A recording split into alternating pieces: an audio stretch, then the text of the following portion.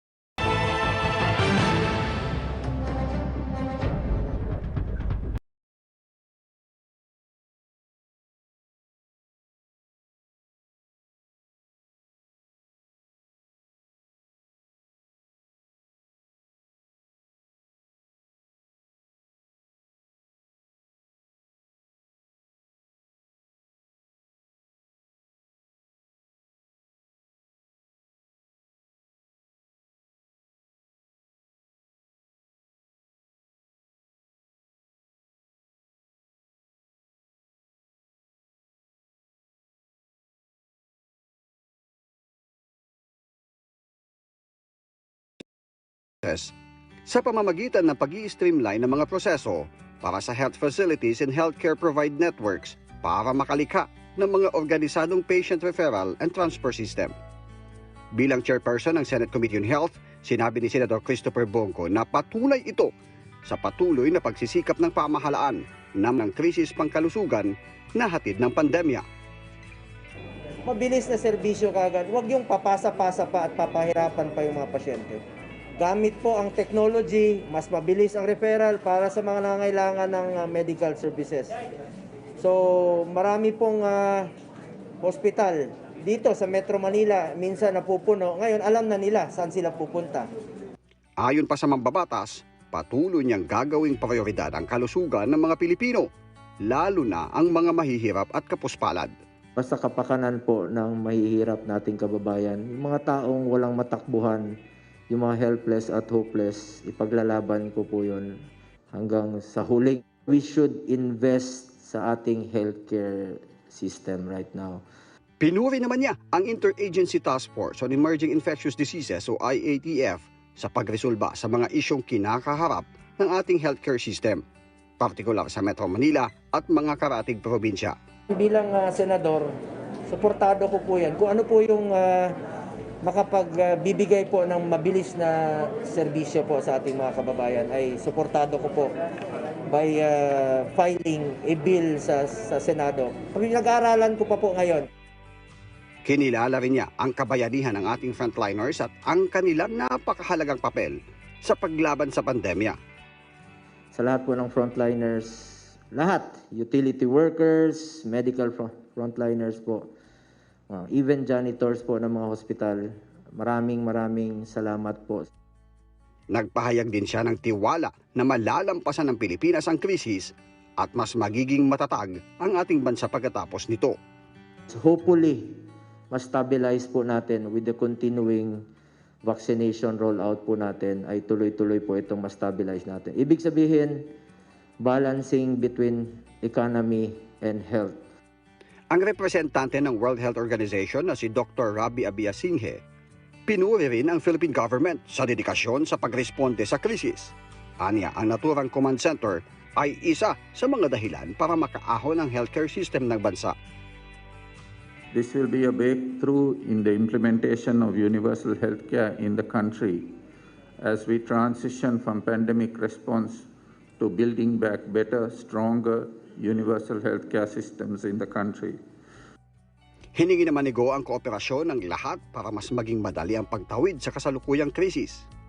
At sa trabaho naman po, iisa lang aming layunin ni Pangulong Duterte. Magserbisyo lang po. At isa po ang natutunan ko sa kanya. Ang pinapaalala lang niya sa akin, just do what is right at unahin mo ang kapakanan ng iyong kapwa Pilipino. Hindi ka magkakamali.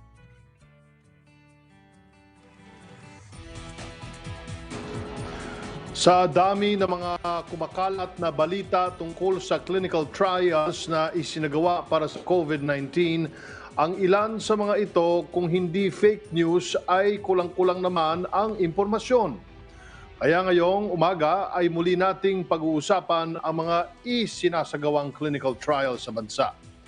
Dito sa Check the Facts.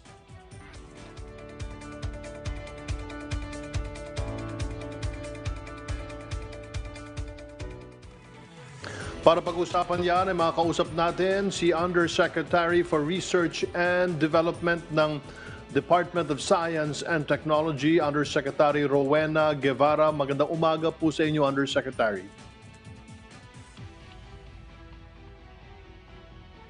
Mga tagapakinig. Yusek, ano na ang latest information natin tungkol sa WHO Solidarity Vaccine Trials dito sa Pilipinas? Secretary, nagpirmahan na, formal na po ang ating pagsasagawa nitong WHO Solidarity Trial on Vaccine. Nagpirmahan na ng letter of agreement si Secretary Duque, representative ng Philippine Government, at saka po yung WHO Chief Scientist Soumya Swaminathan. Sinasabi po dito na makakadiskubre tayo ng pinaka-epektibong COVID-19 vaccines na naaayon sa pangangailangan ng Filipino population na may epektibong bilang ng doses, may nilalaang pinabang panahon ng proteksyon at madaling i-administer at i-manufacture sa ating bansa. Nagbigay na ang WHO ng final clinical trial protocol, standard operating procedures, at 4 na investigational brochures na bakuna na aaralin sa trial na ito. Nagpasa na rin po yung ating Solidarity Vaccine Trial Team sa ating vaccine expert panel para ma-evaluate at ma-evaluate din ang tinatawag na Single Joint Research Ethics Board para naman sa ethics review at nagpasa na rin po sila sa FDA para sa regulatory review.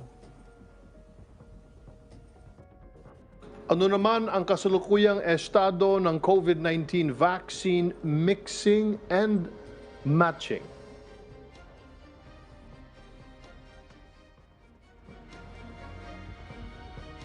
Mula po nung June 12, nagsimula na preparasyon para sa implementation nitong mix and match vaccine trials. Nakikipag-unayan ang UST-PCHRD sa Department of Health at sa pagboto, nakatakdang magpulong ang DOH at ang PSAAI sa ika-15 ng Hulyo upang mapag-usapan ng lubusan ng implementation ng ating mix and match trials.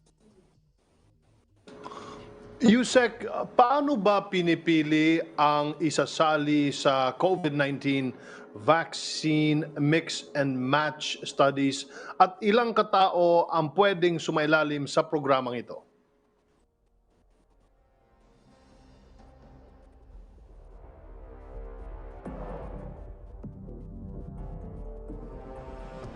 Okay, nawala si Undersecretary. Siguro subukan nating i-establish ang ating connection. Samantala, bakuna muna bago politika. Ito ang pakiusap ni Senador Bongo sa ibang politiko. Iginiit naman niyang ang kanyang buong focus ngayon ay nakatuon sa COVID-19 response and vaccination efforts. Panuurin po natin ito. Muling nilinaw ni Senador Christopher Bongo na nakatuon ang kanyang buong atensyon ngayon sa pagtulong sa COVID-19 response and vaccination efforts ng pamahalaan. Malayo pa niyang halalan sa susunod na taon at ilang buwan pa bago ang paghahain ng kandidatura. Antayin na lang po natin yung October 1 up to October 8. Yun naman po yung panahon ng filing ng Certificate of Candidacy. So ngayon nakatutok muna ako sa COVID response natin. Unahin muna natin itong pandemic na ito. Bakuna muna bago ang politika. Importante munang malampasan muna natin itong pandemyang ito dahil baka wala na tayong politikang pag-usapan kung unahin natin yung politika. Unahin muna natin ang kaligtasan po ng bawat Pilipino. Tiniyak rin niyang muli ang pagsuporta kay Davao City Mayor Sara Duterte kung tatakbo ito sa pagkapangulo. Katulad na suporta, tiwala at kumpiyansa na pinagkaloob niya noon kay Pangulong Rodrigo Duterte ang siya ring ibibigay din sa presidential daughter. Kung ano po ang desisyon ng mga Duterte, suportado ko po. Kung ano po ang desisyon ni Mayor Inday Sara, suportado ko po yan. At malaki po ang aking paniniwala at sa kakayahan ni Mayor Inday Sara. Kung ano po yung tiwala ko sa kanyang ama, ganun rin po ang tiwala ko sa anak. Nakiusap naman si Go sa mga kapartido na ipanghuli na lang siya sa mga dapat ikonsidera sa pagkapangulo. Kasunod ng pahayag ni Pangulong Duterte na bukas siyang tumakbong vice-presidente sa 2022 elections. Salamat po sa mga kapartido ko, pero let me repeat, di po ako interesado, pakiusap na lang po sa inyo. Huli nyo na lang po ako, wala na kayong mapili. Talagang pagod na po talaga ako sa ginagawa ko. Pero yung Pilipino talaga nagbibigay lakas sa akin para makapagtrabaho araw-araw. Aminado naman siya na kaya niya ang trabaho at mga responsibilidad ng isang pangulo. Pero ang pagresolba sa mga problemang hatid ng pandemya ang talagang #1 priority niya sa ngayon. Alam ko po yung trabaho ng isang pangulo. Nakita ko yung hirap ni Pangulong Duterte. Nandyan po ako sa tabi niya. Kita ko po ilang taon talagang mahirap at thankless job po ang isang pangulo. Hayaan nyo na lang po ako dito sa likod na lang po na tumulong sa ating mga kababayan. Mas gusto ko pa pong nasa likod lang po, nasa background lang po ako dito sa pagtutulong. Undersecretary, balikan po natin ang ating pinag-uusapan kanina. Yusek Guevara, can you hear me? Yes, Secretary Andanar. Ma'am, paano ba pinipili ang isasali sa COVID-19 vaccine mix and match studies at ilan katao ang pwedeng sumailalim sa programang ito? Secretary, dito po sa vaccine mix and match study, gagamitin po natin yung mga vaccines na available sa Philippines tulad po ng AstraZeneca, Pfizer, Moderna, Sputnik at saka po yung Sinovac. Ngayon po, tungkol naman po dun sa mga sino po yung mga pwedeng sumali at ilang katao. 3,000 po na kalahok ang isasali sa buong pag-aaral ng mix and match at isasagawa po natin to sa 8 proposed sites kabilang ang mga sumusunod: Manila, Pasig City, Antipolo, Marikina City, Makati, Pasay City, Quezon City, Muntinlupa City, Cebu City at Davao City. Para masiguro ang consistency at uniformity sa trials, ang ilalahok lamang ay yung mga hindi pa nabibigyan ng COVID-19 na bakuna. At ang mga volunteer ay i-screen po bale sa inclusion at exclusion criteria ng pag-aaral. Tulad po ng mga buntis, hindi po sila pwedeng sumali. Sa kasalukuyan, Undersecretary, ay mayroong global scarcity of vaccine supply. Maapektuhan ba nito ang supply ng bansa para sa mga isinasagawang clinical trials? Secretary, yung pong clinical trials kasi ay mga phase 2 at saka phase 3. Kagaya po nung sa Solidarity Vaccine Trial natin. At privately funded po yung mga trials na iba. Ang mga ito ay hindi pa po pwedeng gamitin talaga sa National Vaccination Program dahil hindi pa po sila pumapasa sa ating tinatawag na phase 3 na satisfactory results. Kapag ang mga bagong bakuna ay pumasa na sa phase 3 na may satisfactory results, maaari na po silang isama sa pagpipilian ng Pilipinas at ng ibang bansa sa pag-deploy para sa kani-kaniyang vaccination programs. Pero ito pong mga nasa clinical trials, hindi po makaka-epekto sa global scarcity ng vaccine supply. Ano pang clinical trials ang ongoing ngayon sa Pilipinas? Sa kasalukuyan po, meron tayong 4 na FDA-approved clinical trials sa Pilipinas.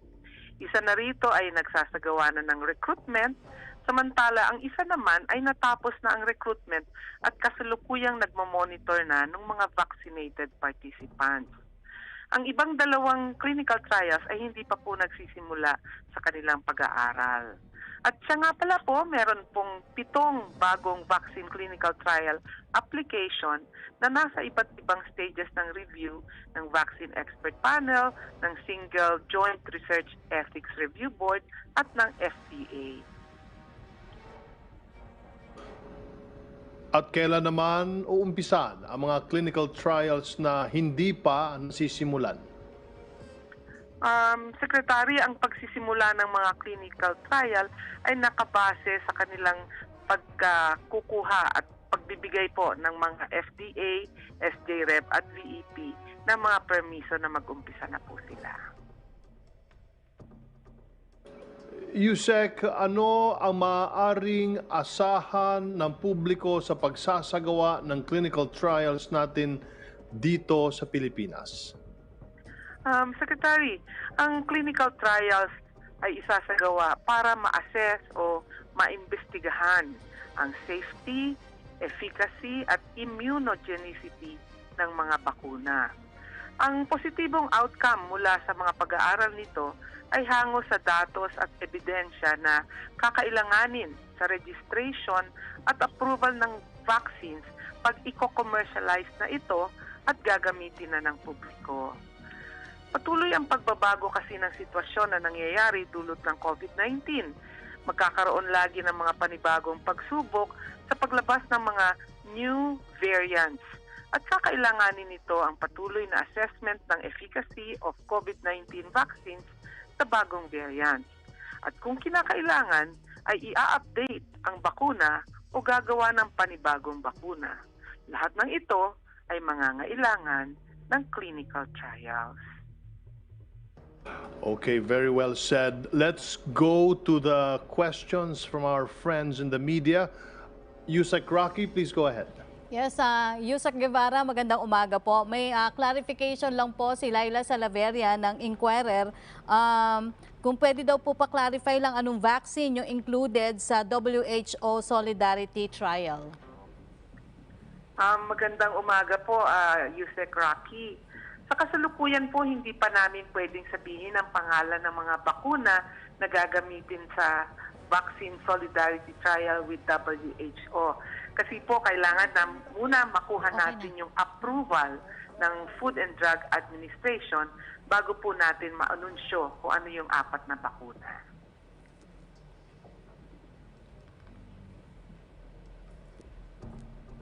Mga dagdag kaalaman ngayong umaga, Yusek Rowena Guevara mula sa DOST. Mabuhay po kayo, ma'am. Maraming salamat po.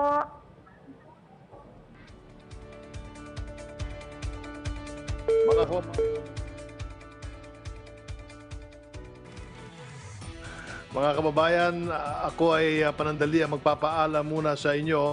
Tayo po'y magbabalik sa ating programa para patuloy na himayin ang mga issue sa bansa. Huwag po kayong bibitiw dahil nandito pa rin po si Undersecretary Rocky Ignacio para sa pagpapatuloy ng ating mga usapin ngayong umaga. Go ahead, Yusek Rocky. Thank you, Secretary Martin. Ingat po. Samantala, narito naman po ang mga huling tala ng COVID-19 sa bansa. Mga dagdag po tayong 5,204 na mga bagong kaso ng COVID-19 kahapon, kaya umabot na sa 1,478,061 ang kabuang bilang sa Pilipinas. Patuloy naman na bumababa ng bahagdan ng mga aktibong kaso kung saan 49,128 sa mga ito ang aktibo sa ngayon. Nasa 5,811 naman ang mga bagong gumaling para sa 1,402,918 total recoveries. Mababa pa rin po ang bilang ng mga nasawi sa COVID-19 kung saan nakapagtala ng 100 kahapon, kung kaya't naging 26,015 ang ating total deaths. Ngayong linggo ay inaasahang i-anunsyo muli ng Palasyo at ng IATF ang panibagong quarantine restriction na ipatutupad sa ilang mga lugar sa bansa, kabilang ang sa NCR. Handa na nga ba tayo para sa mas maluwag na quarantine restriction? Para pag-usapan yan, makakasama natin ngayong umaga si Dr. Guido David at si Professor Ranjit Rai mula po sa Octa Research. Magandang umaga po sa inyo.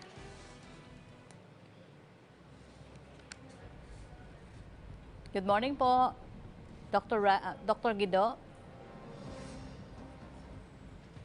Can you hear me? Okay, babalikan na lang po natin sina Dr. Guido David at si Professor Ranjit Rai. Samantala, tumungo naman ang outreach team ni Senator Bongo sa Hagonoy, Bulacan upang asikasuhin ang mga ambulant vendors na hindi pa rin makabangon sa naging epekto ng pandemya sa kanilang kabuhayan. Namahagi rin ng assistance sa mga ahensya ng pamahalaan sa mga kwalipikadong benepisyaryo. Narito ang report. Pagtitinda ang kinabubuhay ng pamilya ni Jamalika at sa panahong may pandemya, matumal ang kita. Nandoon na yung mga pag-aalala ng, alam nyo na po, yung mga hindi maiwasan, paano na pagka tumagal pa itong pandemic na ito, ano na ang mangyayari sa paghanap buhay, paano na, yun, maraming katanungan po. Hindi nag-iisa si Jamalika dahil ang mga kapwa vendor ay pinadapa rin ng pandemya. Ay, sobrang hirap po sa nangyari yon nung nag-COVID-19. Nahirapan po yung mga vendors kasi hindi sila makapagtinda, hindi makalabas. Maging si Jaime na isang jeepney barker at biktima ng poliovirus. Yung dumating nga yung pandemic, yung isang latang sardinas. Anim mo kami. Pagkakasya namin yung pamilya yun. Ang hinaing ng mga vendors at ordinaryong manggagawa sa Hagonoy, Bulacan nakarating kay Senador Bongo. Halos 400 ambulant vendors ang pinadalhan ng relief assistance. Pananghalian, grocery packs, vitamins, mask at face shield habang may ilang pinamahagi na bike, sapatos at computer tablets ang tanggapan ni Senador Go. Bukod kay Go, may hiwalay na tulong ang pamahalaan. Ang DSWD ay namahagi ng financial assistance. Napakalaking halaga sa amin po itong pagbigay ni Senator Bongo. Napakalaking salamat po sa kanya kasi tinulungan kami ng ganitong food assistance na lahat kaming mga Muslim nabigyan at saka yung mga ibang walang-wala talaga na isali. Makakabili na po kami ng pangangailangan namin sa buhay. Malaking halaga na po yun. Maraming salamat po, Senator Bongo. Hinimok naman sila ni Senador Go na huwag mag-alinlangang magbabakuna kontra COVID-19 para bumalik sa sigla ang lokal na ekonomiya na unang makikinabang ay mga tulad nilang mga economic frontliner. Dapat po protektado po kayo at kailangan po namin ang kooperasyon ninyo, disiplina, para makamtan po natin yung population protection hanggang maging herd immunity na po sana ngayong taong ito para naman po sumaya ang ating Pasko. Samantala, balikan natin ang paksa natin kanina. Handa na nga ba tayo para sa mas maluwag na quarantine restriction? Para pag-usapan yan, makakasama po natin ngayong umaga sina Dr. Guido David at Professor Ranjit Rai mula po sa Octa Research. Magandang umaga po sa inyo. Magandang umaga, Yusek, sa lahat na nanonood at nakikinig po sa amin. Apo. Good morning, Yusek. Apo. Kunin ko na lang po ulit yung inyong palagay at suggestion sa kung anong dapat na quarantine restriction ang papairalin sa mga nasa high-risk area ngayong second half ng July. Unahin ko po si Professor Ranjit. Well, sa ngayon, Yusek, alam mo, kailangan tingnan natin yung situation. So, sa NCR, I think we should continue with the GCQ. Pwede tayo magluwag doon sa mga business establishments. Kaya ako sinasabi to, Yusek, may banta tayo ng Delta. Meron rin tayong, although maganda ang sitwasyon ngayon sa NCR, kailangan ho tuloy-tuloy masustain natin to habang sinasabayan natin ang pag-increase ng vaccination natin. So para sa akin mukhang we are not yet ready for MGC, that's definite na 'yon. We do not qualify even based on government's criteria for MGCQ, we won't qualify pa as of now. So what we need to do now is to, in fact, strengthen po yung monitoring and enforcement po ng minimum public health standards. Kasi kahit na anecdotal lang, nakikita lang po natin, Yusek, na marami na po ang nagkokumpiyansa at nagpapabaya po, lalo na din sa minimum public health. Nandito pa po ang COVID, buhay na buhay po pa siya, at mahahawa po kayo kung hindi kayo mag-iingat. So ito po yung panawagan namin sa Okta, hindi pa tapos ang laban, napakatagal pa. Yung vaccination drive natin kailangan natin i-accelerate yan. Alam natin may challenges, pero ang panawagan ng Okta, let's stick to the NCR +8. Yan ang solusyon para sa, hindi lang para sa NCR at +8, pero para sa buong bansa. Kung magawa natin yan between now and November po, ang laki yung achievement for the country at doon sa laban na, kolektibong laban natin against COVID po. So doon sa NCR, andyan pa rin yung dapat, and for the rest of the high-risk areas, let us see po kung ano yung sinasabi ng datos po. Right now I'm inclined to suggest status quo for many places po. Professor David will give you the update po sa buong bansa. Opo. Dr. David? Yes, thank you, Yusek. Sa ngayon, masaya tayo kasi nakita natin nag-slow down na yung rate of infection in many areas outside NCR na dating binabantayan natin as areas of concern. So yung iba nag-slow down na, nag-plateau na, or yung iba nagbumababa na in many areas sa Mindanao. Ang pinaka-areas natin of concern ngayon, may nakita tayong spike sa Mariveles in Bataan. Nag-register sila more than 200 cases in one day. So we're not sure kung ano yan, anomaly siya, or just a clustering of cases dahil sa late reporting. And then may pagtaas din tayo nakikita sa Central Visayas ngayon. Hindi naman siya alarming because yung numbers nila ngayon are still okay in terms of healthcare utilization, in terms of positivity rate, okay pa naman sila. Pero tumatas lang cases. So siguro magandang tutukan natin sila. Hindi naman kailangan siguro mag-change pa ng quarantine classification kasi hindi pa man urgent yung situation sa Cebu City and sa Lapu-Lapu. Pero maganda i-monitor na lang closely yung mga areas niya. Opo. Professor Ray, pero sang-ayon po ba kayo sa pagpayag na palabasin na yung mga batang edad 5 pataas sa mga GCQ at MGCQ areas? Napapanahon bang gawin ito kahit hindi pa po sila nababakunahan?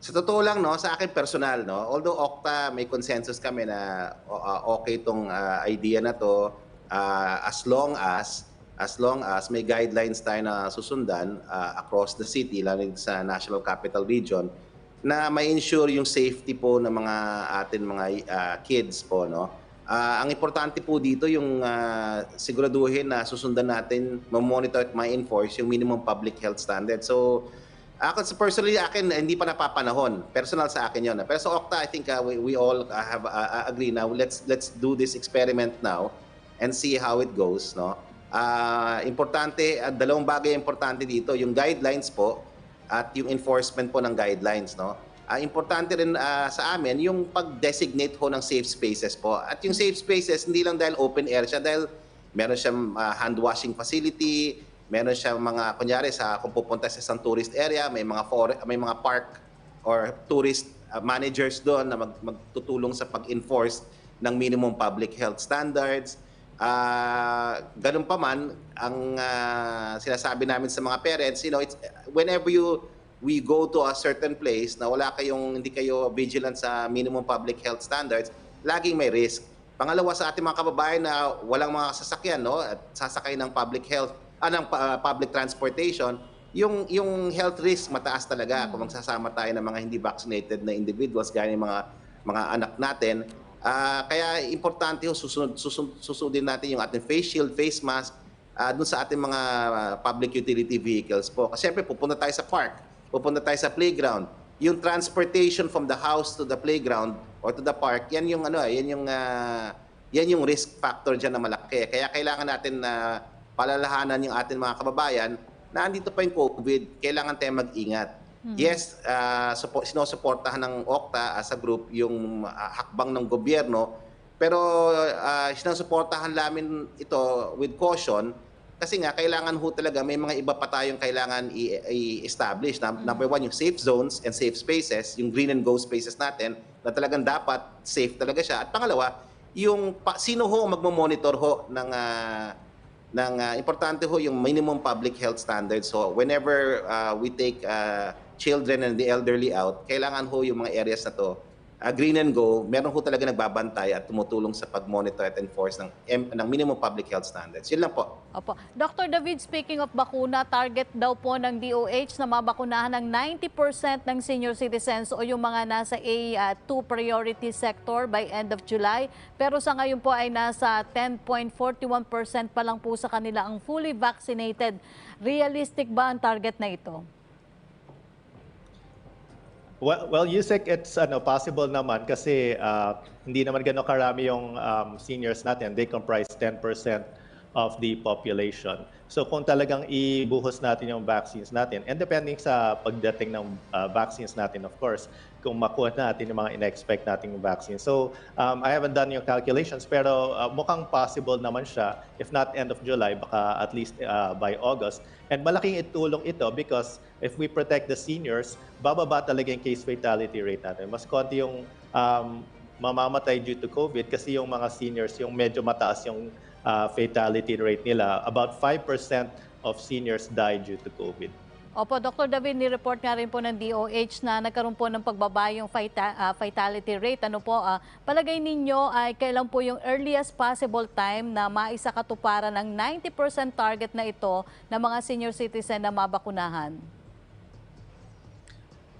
Well, depending sa yung deliveries natin yan, USEC, we think it's possible July or baka August, kaya naman yan. Depende kung syempre kung sa NCR +8 +10 tayo nakafocus or kung nationwide natin i-administer yung mga seniors natin sa buong Pilipinas. Kung sa buong Pilipinas, medyo mas matatagalan yan eh. Pero kung sa NCR +8 +10, it looks like kaya talaga yan by siguro by around August. Opo. Professor Rai, pero sa ngayon po ay nasa 13 million doses na naibakuna sa bansa at dito po sa NCR, natapos na po ang San Juan sa pagbabakuna sa kanilang populasyon. Masasabi bang on track pa rin yung target? Tayo sa target na population na protection bago magpasko? I think we still have enough time to achieve yung targets natin. No? Kasi alam mo, artificial naman yung Christmas. We could have said January, February. Ang totoo niyan, we have enough vaccines. Ang kailangan natin ngayon ay citizenship, leadership. No? Kailangan natin ngayon, lahat ng mga kababayan natin, pag-isipan ng mabuti. Kung pwede na kayo magpabakuna, magpalista na po tayo. Kung gusto natin talaga magbukas before Christmas ng todo-todo, at lalo na dito sa NCR +8, kasi yan ang priority, hindi dapat mawala yung priority na yon. Kung gusto natin magbukas dito at matulungan yung buong bansa, kailangan pumili na tayo at magpabakuna. Hindi lang sapat na mag-iingat tayo, magsusot tayo ng face shield, face mask, social distancing at hand washing. Importante magdesisyon na tayo at pumili na tayo dun sa vaccination centers natin. May proseso, nag-improve ang proseso. Kailangan lalo na yung A2 at saka A3 po. Sila yung laging mataas ang mortality po eh.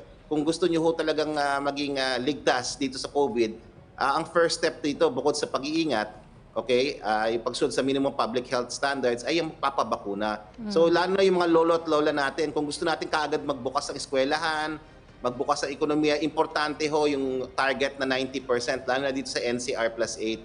Dito yung mataas ang mortality sa mga mahal natin, mga lolo at lola. Kaya kailangan kumbinsihin na natin sila. It's an act of citizenship na ngayon ang magpabakuna po.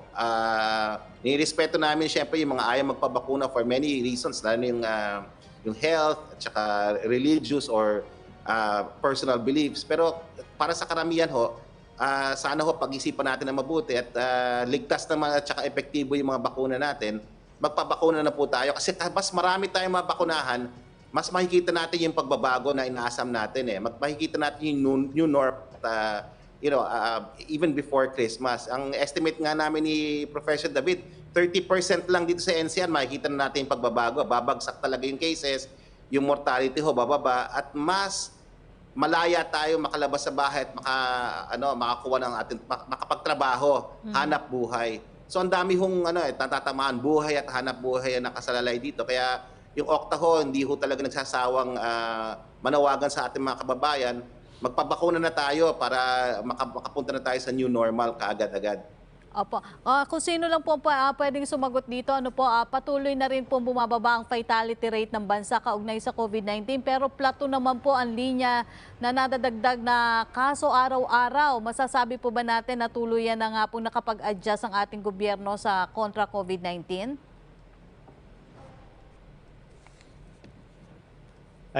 Yusek, masasabi natin nakapag-adjust na tayo and ang malaking factor dito is wala pa tayong nakikitang evidence of community transmission ng Delta variant sa bansa natin. May mga nakapasok ng cases pero nakuha sila sa border, na-quarantine sila. So this is a big factor and because of this, yung adjustment natin, ngayon syempre, yung mga tao din, nag-adjust tayo, yung pagsunod sa mga health protocols, patuloy pa rin ginagawa natin. Yung vaccination campaign, patuloy pa rin. So, yung pagpa-plateau ng cases or pagiging flat ng trend, hindi naman siya necessarily masama, especially sa NCR, kasi we can live with 600 cases per day.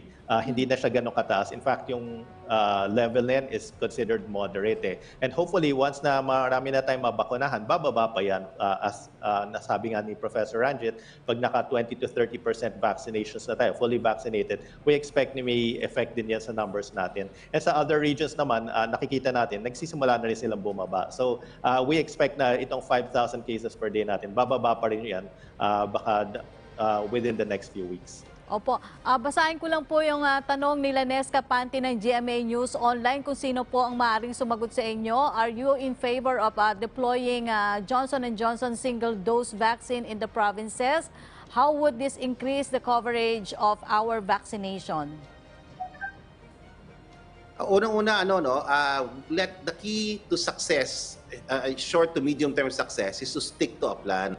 Meron na tayong blueprint yung NCR plus 8. Sana kung hindi mabahira ng politika, ng mga iba-ibang influences yung ating planning. If we stick to that plan, the country will move forward. Yun po ang aming tingin. Na yung ibang vaccines na madadagdagan sa portfolio, siyempre J&J ang laking bagay niya kasi isang dose lang yan. Kung makakapasok man talaga yan at ma-approve ng ating FDA dito, that would be a welcome addition to our vaccine portfolio. Any additional vaccine added to our portfolio, it will always be good. Pero ang problema natin po is supply. Yan ho ang key problem. So kung konti ang supply mo, dapat ho, we have to make very efficient, not just the way we job, but make each job count. And yung NCR plus 8 ho, kasi kung ang fear namin, baka nawawala ang focus dito sa NCR plus 8 Ang NCR plus 8, pag ginawa ng gobyerno niya, hindi niya lang tinutulungan ng NCR plus 8, tinutulungan niya yung buong bansa kasi babagsak ang COVID cases doon sa lugar na yon, mabubuksan ang ekonomiya sa mga lugar na yon at yung effect ng dalawang bagay na to will have impact all over the country kasi ang pagkalat ho ng COVID gagaling ho dito sa NCR plus So dito ho majority of the cases. So kung ma-vaccinate natin between now and August at least 20%. Right now, I think it's below 10% na ang fully vaccinated sa NCR. Imagine kung 20% yan. We can even imagine MGCQ after that. So yung sinasabi namin, the faster we can get as many people vaccinated sa NCR alone, ang laki hong impact for the whole country. And so yun hong panawagan namin. Ito ho'y pinaglalaban ng Okta since January pa ho. Kaya gusto namin sana i-reiterate, let's stick to the plan, eyes on the ball, and you will see in just a few months, so ang laki ng impact na kagad. And right now, we need to do it urgently kasi nga may banta ng Delta. Yung Delta ho is not an if na po. It's not a question of if, it's a question of when. Okay? And that's why we need to be prepared. And one of the ways to be prepared, aside from expanding testing, tracing, and isolation, is really to ensure that as many people in our communities where it's prevalent are vaccinated po. Yes. So yun po yung amin panawagan sa Okta, stick to the NCR plus 8 plan and we'll get through faster, this pandemic faster, and we'll have a better Christmas, definite na po yan. Okay, maraming salamat po sa impormasyon. Dr. Guido David at Professor Ranjit Ray mula po sa Okta Research. Mabuhay po kayo at stay safe po. Maraming salamat po, Yusek. Thank you. Samantala, isa ang Baguio City sa mga agad na binisita ng mga local tourists ng bahagyang luwagan ng interzonal travel sa bansa para tulungan makabangon ng ating ekonomiya.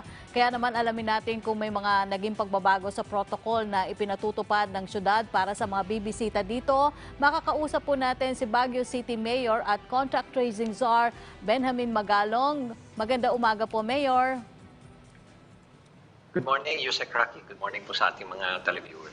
Opo. Mayor, kumusta po yung pagdating ng mga turista dyan sa inyong lugar nitong mga nakaraang linggo? Totoo po bang below target pa rin ang bilang ng mga nagpunta dyan dahil kahit po bahagyang pagluwag na sa restriction?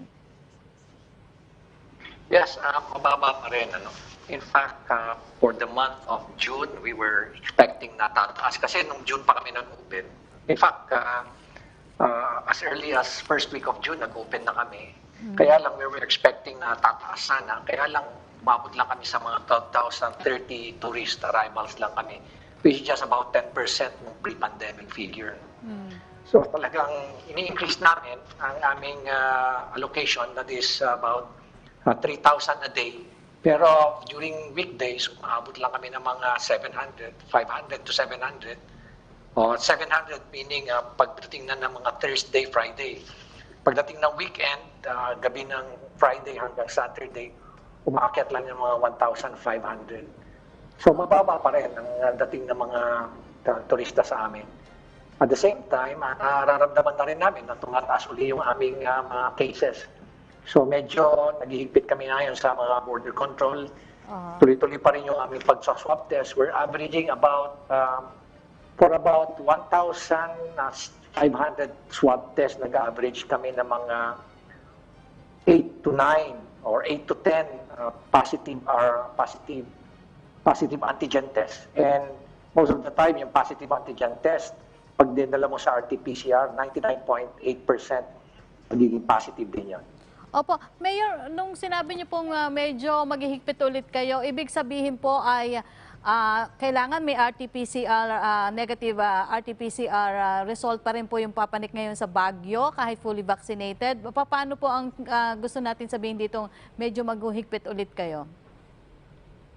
Well, doon sa aming mga checkpoints, kailangan talagang, kasi maraming nakakalusot pa rin eh. Marami pa rin, marami pa rin nag-a-apply sa, kunwari, nag-a-apply ng HDF. Sa HDF kasi, these are Baguio residents and visitors with official travel. Kumisan, lumulusot sila eh. Nilalaro nila yung aming dalawang sites, yung visita.com for tourists and HDF for Baguio residents or returning Baguio residents. Nilalaro nila yon. Kaya hinihigpitan namin ngayon yun. Naghihigpit kami ngayon doon. Second is yung aming policy rito pagdating sa vaccinated individuals for Baguio residents who are fully vaccinated and vaccinated in the city of Baguio, hindi na namin sila pinapadaan sa triage at wala na rin silang swab test.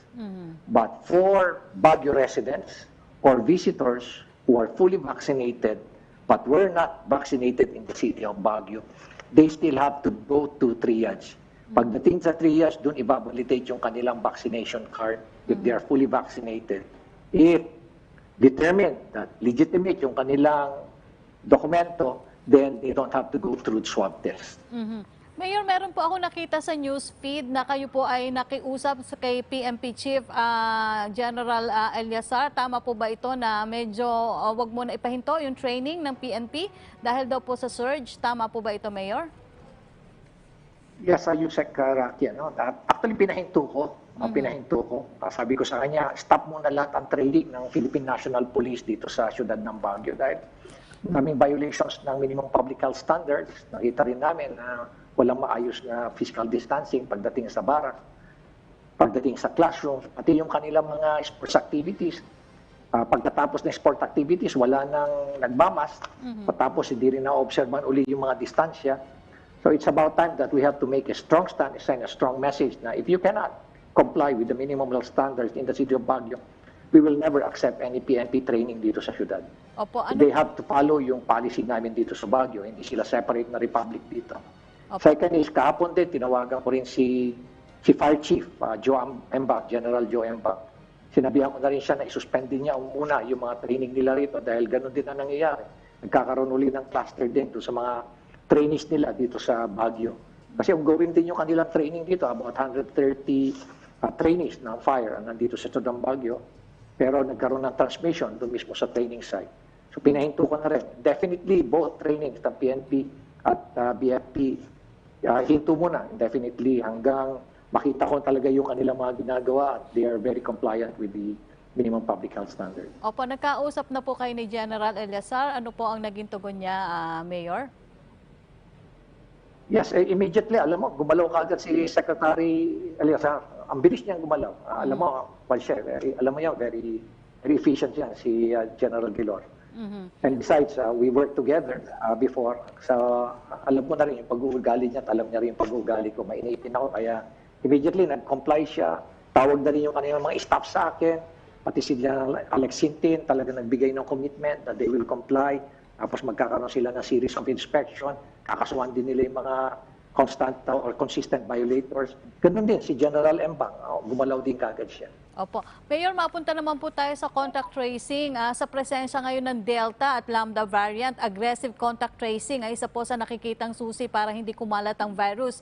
Kaya po na nangyayari ngayon sa ibang bansa. Pero paano natin gagawin ito kung hindi natin maaabot yung ideal ratio na sineta natin noon na 1:37? Kayo mismo po sa Baguio ay nasa 1:15. Tama po ba ito? Tama yan, Yusek. In fact, kami, 1:15. There are several reasons kung bakit nangyayari yan. One is, alam mo, we are overwhelmed with the daily number of cases, patapos significantly na-reduce na yung ating mga contact tracers.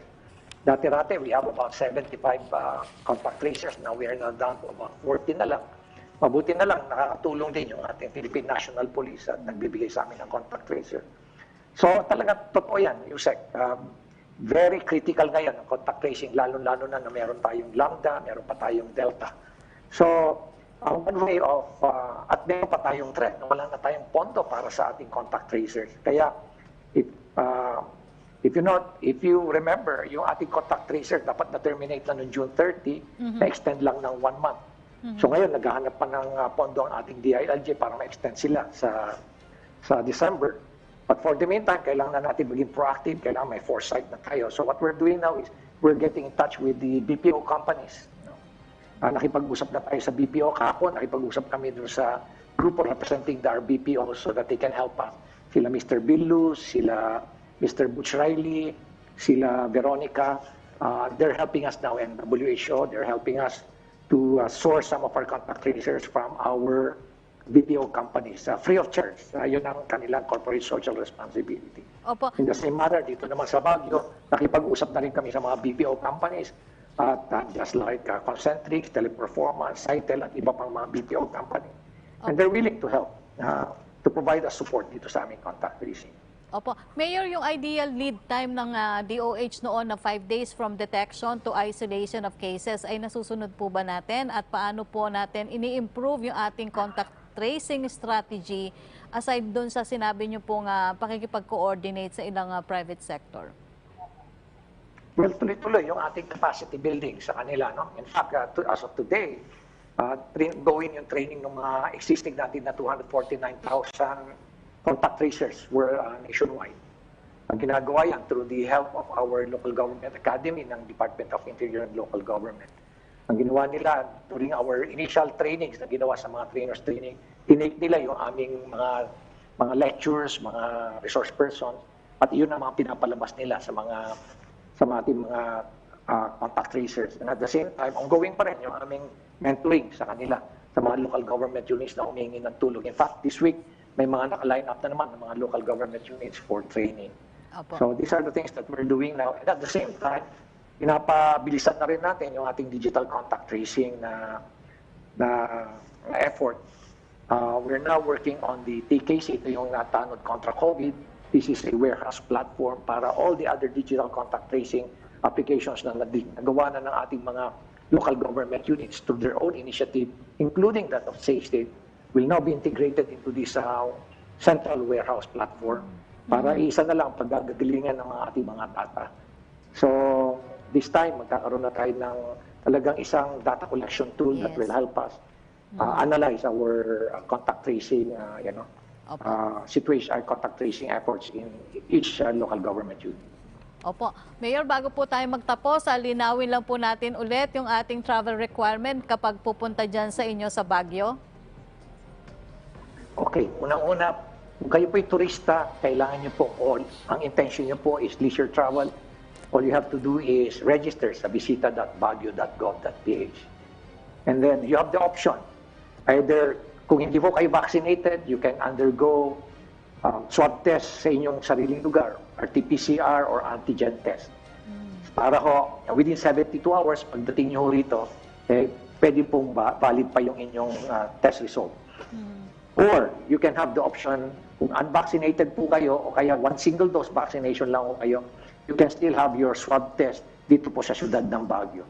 So, you still have to go to the triage. After the triage, you will be swab tested. 500 pesos lang po ang antigen test dito at we are using iChroma. Second, kung doon naman po sa mga returning Baguio residents o kaya yung mga visitors that are on official travel, all you have to do is register sa hdf.baguio.gov.ph. Kung kayo naman po ay fully vaccinated, there are two options. Ulitin ko, as yung policy namin, Baguio residents who are fully vaccinated and vaccinated in the city of Baguio are will no longer go through this triage and this swab test. But Baguio residents or visitors who were fully vaccinated but not in the city of Baguio need to go to triage. Yun po yung aming general policy pagdating po sa pagpasok sa syudad ng Baguio. Okay. Kami po ay nagpapasalamat sa inyong panahon. Baguio City Mayor Benjamin Magalong, mabuhay po kayo at stay safe po, Mayor. Thank you very much, Yusek Rocky. Kayo rin po. Samantala, puntahan natin ang mga nakalap na balita ng Philippine Broadcasting Service. Ihatid yan ni Ria Arevalo mula sa PBS Radyo, Pilipinas. Maraming salamat, Yusek Rocky. Para sa ating mga balita, panibagong supply ng bakuna laban sa COVID-19 sa Caraga Region dumating na. Bilang ng mga nabakunahan nasa halos 180,000 na. Mula Butuan, narito ang report ni May Diaz. COVID Radio. Laging handa. Radyo Pilipinas Special Coverage. Dalawang magkasunod na araw na may dumating na supply ng bakuna laban sa COVID-19 sa Butuan City. 10,000 vial ng Sinovac ang dumating noong Sabado, habang 880 naman itong Linggo ng umaga. Sinalubong ng mga tauhan ng DOH at Food and Drug Administration o FDA Caraga ang bakuna at pansamantalang inilagak sa cold chain facility ng DOH Caraga Warehouse bago pa man ito ipamahagi sa iba't ibang LGU. Ikinagalak ng pamunaan ng DOH Caraga ang sunod-sunod na pagdating ng supply ng bakuna. Dahil dito, magiging mabilis at tuloy-tuloy ang pagbabakuna. Sa pinakahuling ulat ng DOH Caraga, 179,351 na ang mga nabakunahan sa buong rehiyon. 71,997 ito ay mga nakatanggap na ng ikalawang dose. 51,528 na ang nabakunahan sa hanay ng A1 o mga frontline healthcare workers. 68,463 sa A2 o mga senior citizen. 58,172 sa A3, 957 sa A4 o frontline personnel essential sector at 231 na ang nabakunahan mula sa hanay ng A5 o indigenous population. Gikan sa Butuan City, kini si May Diaz para sa Radyo Pilipinas. Samantala, mahigit 300,000 piraso ng tilapia fingerlings ipinagkaloob ng BIFAR sa mga mangingisda sa Eastern Samar. Mula RP Boronga, narito ang report ni Penelope Pomida. COVID Radio. Laging handa. Radyo Pilipinas Special Coverage. Sa gitna ng pandemya na dala ng COVID-19, patuloy ang pagkakaloob ng ayuda ng Bureau of Fisheries and Aquatic Resources, BIFAR, sa mga mangingisda sa Eastern Samar. Ayon kay Provincial Fisheries Officer Nelia Tumayaw, mula buwan ng Enero hanggang Hunyo taong kasalukuyan, 345,000 na peraso ng tilapia fingerlings na ang na-release ng BIFAR sa mahigit 300 daang mangingisda. Kaugnay nito, kanyang hinimok ang mga mangingisda sa probinsya na mayroon ng nakahandang palaisdaan at may alam na sa pagpapadami ng tilapia na tumungo lamang sa tilapia hatchery sa Borongan at Giwan. Depende sa lawak ng fish cage ang dami ng tilapia fingerlings na ibibigay ng libre ng BFAR.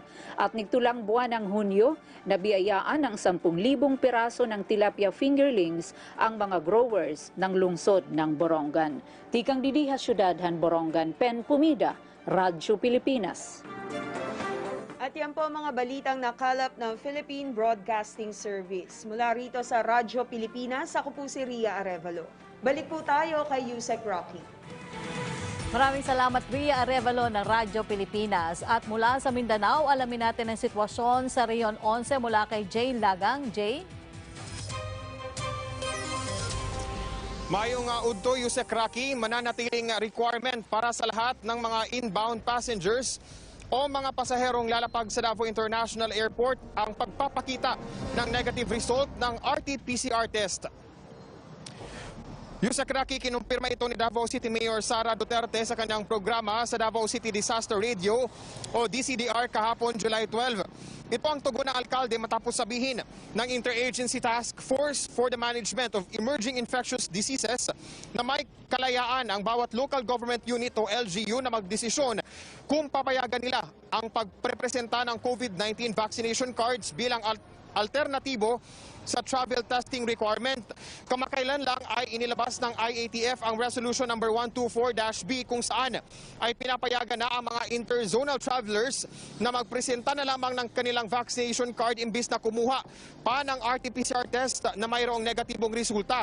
Iginiit ni Davao City Mayor Sara Duterte na importante pa rin ang RT-PCR negative test requirement dahil pwede pa rin namang mahawaan ng COVID-19 ang mga fully vaccinated o ang mga individual na nakakumpleto na ng kanilang COVID-19 vaccines.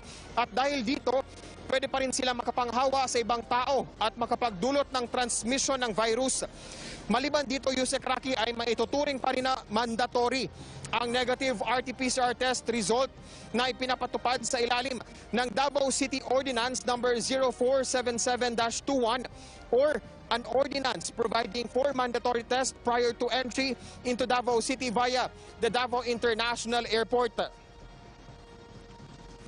Samantala, Yusek Rocky, ay nilinaw din ng Davao City LGU na hahanapan pa rin ng negative RT-PCR test result yung mga air traveler na papasok dito sa mga main checkpoints ng Davao City, kagaya na lamang dito sa Sirawan checkpoint sa Turil. Ito yung mga pasaherong lalapag mula sa ibang airport dito sa Mindanao na papasok dito sa Davao City. Yan muna ang latest mula dito sa Davao City. Jay Lagang para sa Bayan. Maraming salamat, Jay Lagang ng PTV Davao. Dumako naman tayo sa pinakahuling balita mula sa Norte. Farm tourism destination sa Benguet, ilulunsad ng DOT car. Magbabalita mula sa PTV Cordillera si Ala Sungduan. Hindi nagpatinag ang grupo ng mga magsasaka na Ladiang Haven Community Association sa Taloy Sur, Tuba, Benguet sa banta ng pandemya. Bagkos ito pa ang nagpatatag sa kanila at paunlarin ang kanilang pangkabuhayan. Ang kanilang mga produkto ay nilunsad naman sa Ladiang Haven Community Association Breakthrough sa temang Breaking the Barriers, Together Towards a Better Future. Nakaproduce kami ng maraming product namin despite of this pandemic.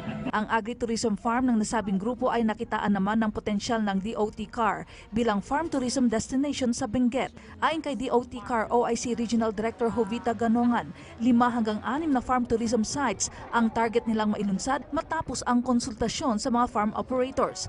Abala din ang DOT car sa pagbuo ng experiential farm tours na bubuin ng 2 circuit kung saan una ang green tour. So we want to make our farms really special.